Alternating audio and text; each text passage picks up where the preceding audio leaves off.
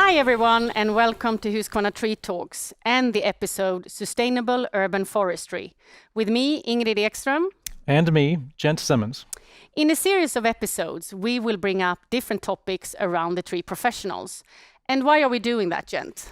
Well, it'd be because we at Husqvarna are on a mission to bring as much information as possible on important topics that advance the industries of arboriculture and forestry. And of course, sustainable urban forestry is one of those important topics.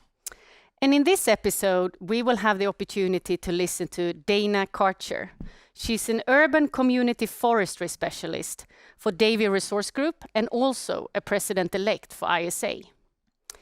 Dana will bring up the importance of green cities for everything from economical reasons to community members' health and of course also the environmental benefits. Many cities around the world have already started this journey, not only when they are planning new city areas, but also when they are repurposing urban areas into green spaces. We've also invited Caitlin Polahan to be with us today.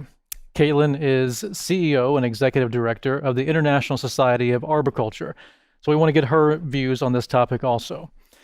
Husqvarna is proud of the many years that we've been partnered with ISA, helping advance the industry of arboriculture together with them. But now let's turn it over to Dana to hear more on this topic.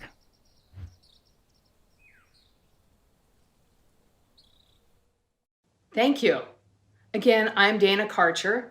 I'm the President-elect of the ISA, and I'm an urban and community forestry specialist with the Davy Resource Group. I've got this dictionary here because, man, it's a huge topic, sustainability and urban forestry. Let me read you a few definitions here about sustain. Sustain, to keep in existence and to maintain, to supply with necessities or nourishment, to provide for, to support from below, keep from falling or sinking, a prop. Sounds like roots to me. To support the spirits, vitality, or resolution of, to encourage, to bear up under, withstand, to experience or to suffer, to affirm the validity of, to prove or corroborate. Lots of great definitions about the word sustain for this absolutely huge topic today. When we think about sustainability, the definition is so varied. In regards to trees, I really think we do need to talk about what it means to maintain trees and to avoid losing trees to keep them in balance with the environment. We want trees to be long-lived. That's our goal partly as arborists. And urban trees need that care, specialized care for a long time. But they do need much more than just care to survive in the communities where they provide so much value. Ironically, today happens to be Arbor Day in the United States. Started in 1872 in the state of Nebraska, Arbor Day is that day that we get to celebrate trees. For those of us who work in arboriculture, we celebrate trees every day.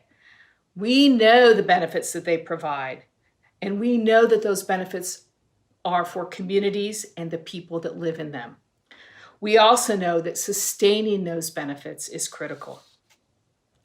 But we're moving beyond the one day a year when we're supposed to be celebrating trees is really important. To sustain an urban forest, you have to grow the urban forest at the same time. And you can do that in basically two ways. One, through tree planting, or through a life cycle maintenance of the trees. Right now, tree planting is all the rage throughout the world. Millions of trees, billions of trees, even trillions of trees are many of the tree planting goals that we hear about throughout the world. Working to get the right tree, that single tree in the right place within our communities is starting to be quite a challenge. And we need to be sure that our trees are in the right place. We want to make sure that our trees are native or highly adapted to the region that they're in, that they're beneficial, that they provide benefits by their size, and that they're in the right place, that they have ample room to grow and thrive for a very long time, planting ultimately the largest trees that will provide the most benefits to the community. Managing a tree starting early is important to its longevity and also to its sustainability. Within the first few years after a tree has been planted, care should be taken to ensure that the structure of that young tree is developed so it grows. As it grows, it actually needs less care. In parkway settings or in yards, trees should definitely be mulched to save water and prevent weeds. This is all stuff you've heard before, I'm sure. And as that tree grows, though, proper tree care performed by certified arborists with tools that support the environment is also a part of life cycle management of trees.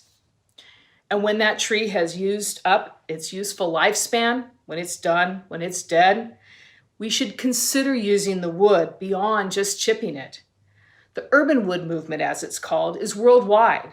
Using wood to create useful items is a movement that is taking hold and helping us to think more about what we're planting where and think about that tree beyond what we think of as the useful lifestyle or lifespan in the ground. All of this really lends to a sustainable urban forest. Some say that the difference between traditional forestry and urban forestry is that there are people in the urban forest directing the trajectory of the urban forest. Although with the increase of people living in the wildland-urban interface, I'm not sure this definition really holds true anymore. However, I will say that people do affect the sustainability of the urban forest. People meaning not only those of us who care for it, but the people who live within the urban forest. For example, though, urban forests themselves are a provider of jobs. As the increase in tree planting takes place, there's a commensurate need for people to take care of trees. There are huge shortages within our communities of those that take care of trees, at least properly. Our industry, arboriculture, it is growing, and it is incumbent upon us to assure that we make sure that our trees are cared for properly by professionals. Far too often, trees are pruned needlessly, removing too much canopy, and with improper cuts. Bad tree care leads to early death of our urban trees. To have sustainable urban forests is to have one that is cared for and managed properly.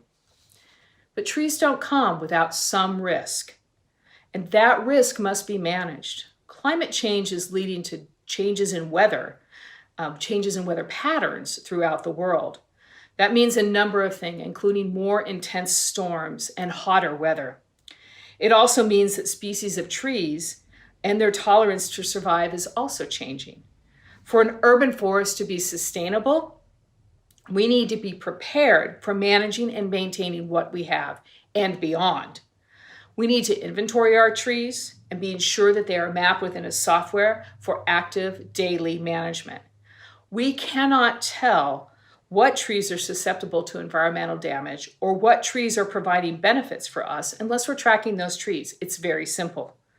We need to have a plan for the management of our urban forest, to get resources to take care of our trees, just like we take care of streets and sidewalks in cities. We need to be proactive as urban foresters and arborists in tree care, getting ready for the storms and weather changes that create havoc in our urban forests. As more communities seek more canopy cover through these mega tree planting projects, it's important that we seek more resources to protect the benefits that those urban trees provide. Sustaining urban forestry programs is the first step in building longevity and health in the greening of our cities. We always consider that number one resource we need to maintain an urban forest is economic. Yes, a decent budget that provides us with the right people, the tools, and the equipment to care for our trees. However, it is important to consider other resources as well that keep our urban forests sustainable in our cities and towns. Consider partnerships in planting or young tree maintenance, as I talked about earlier, or in the simple act of mulching, or even advocating for trees. By building partnerships, one voice becomes many, and workloads can be lessened, and supporters for trees are increased. Urban forestry specialists long have understood the value of partnerships to growing and sustaining their urban forest. Those should not be forgotten as urban forests become more critical and more valued. A sustainable urban forest also maximizes the benefits that trees provide within the community. Today, it's a rainy day in Central Texas, and it seems that when it rains here, it rains really hard and really fast. And without trees to slow down that stormwater, all of it, the water would just go down the drain. As we know, stormwater capture is only one of the environmental benefits that trees provide. We learn early on as children about the homes for animals that trees provide. During the pandemic, studies have shown that birding and bird watching is on the uptick. As we've been stuck at home, urban wildlife has captured our attention. Trees provide so many environmental benefits, from cleaning our air to minimizing erosion. They also provide economic benefits, including increases in property value and other economic benefits that have to do with shopping and spending more money. Without proper long-term care, supporting our trees to get to their maximum size and health, these benefits and many more are not realized. And we need these benefits to help our communities become more sustainable and healthy and ultimately more livable. We are also seeing changes in not only in increases in tree planting, but in deliberate planting plans that take into account a variety of factors about where our trees are needed. From environmental justice to open space, we're looking at tree planting in a different way. One of my former colleagues on the ISA Board of Directors, Dr. Cecil Kanayandike, talks about the 330-300 rule that underscores the need for human health and well-being. Cecil shared this with me, that with the urgency around urban greening and tree planting, that we need to consider a new rule of thumb that focuses on contributions that urban forests play and to our health and well-being. The first rule is very simple. Every citizen should see at least three trees of a decent size from their home. That's very simple. Research has shown that seeing green is a huge boost for our mental health. The second rule states that every neighborhood should have a minimum of 30% canopy. Every neighborhood, not just the city. There's a huge association between canopy cover and mental and physical health.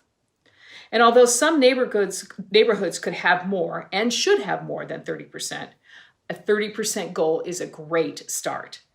And every person should be able to be at least 300 meters from the nearest green space.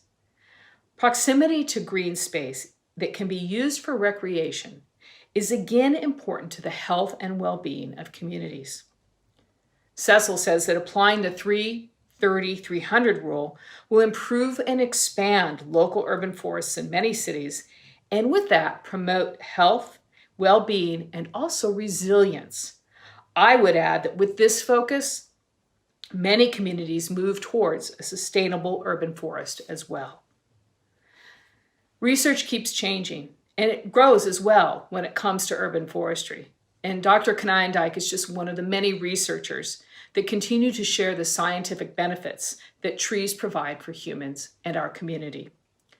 Research is a critical component of the urban forester that sometimes takes a back seat to basic ideas such as tree care and tree planting. To me, all of the components of urban forestry are intertwined to assure that our urban forests stay sustainable. We need to be sure that we are always maximizing the benefits that trees provide. We need to embrace the worldwide interest in planting trees to combat climate change. We cannot ignore that, even if we don't agree with it. As practitioners, we need to assure that we are encouraging a growth in our industry by providing good training that leads to great jobs. We need to have valuable partnerships that emphasize the importance of trees in our communities. All of these concepts lead to sustainable urban forests. Thanks for listening to my thoughts today and my ideas about sustainable urban forestry. And now back to the studio.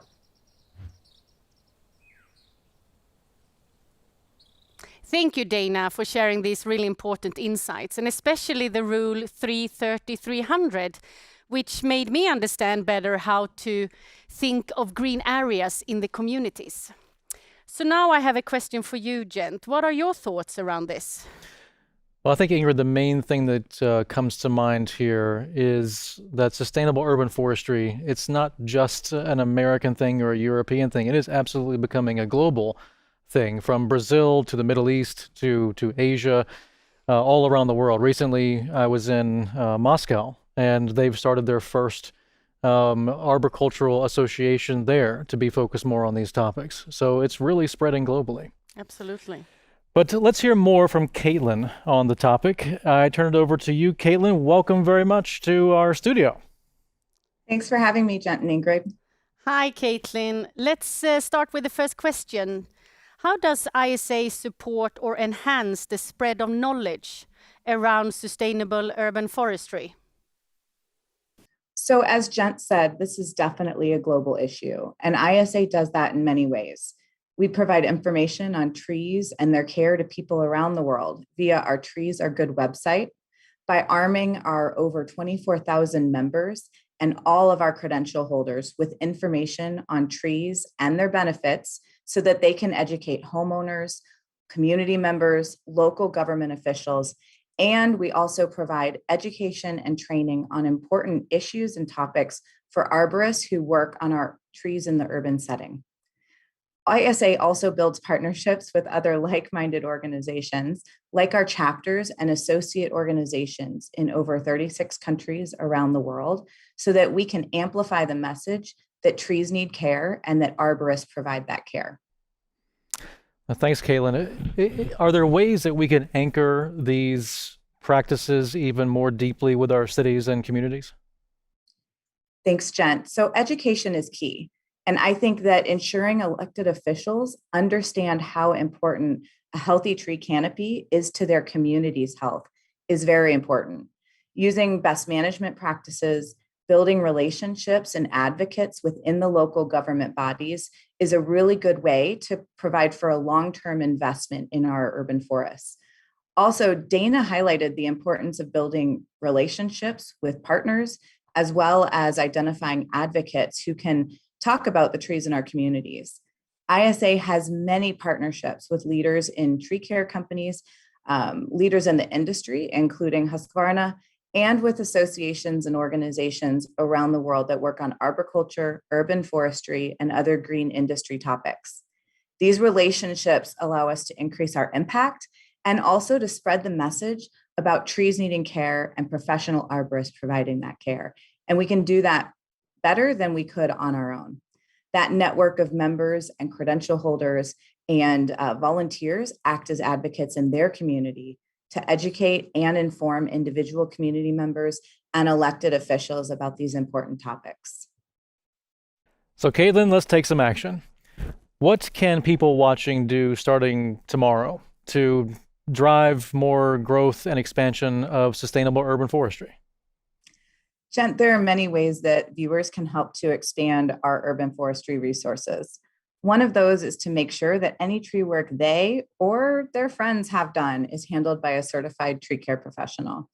Another way to help expand our urban forest resources is to not only advocate for the planting of new trees, but also to ensure the trees that we have and those trees that are planted are taken care of and maintained throughout their entire life cycle.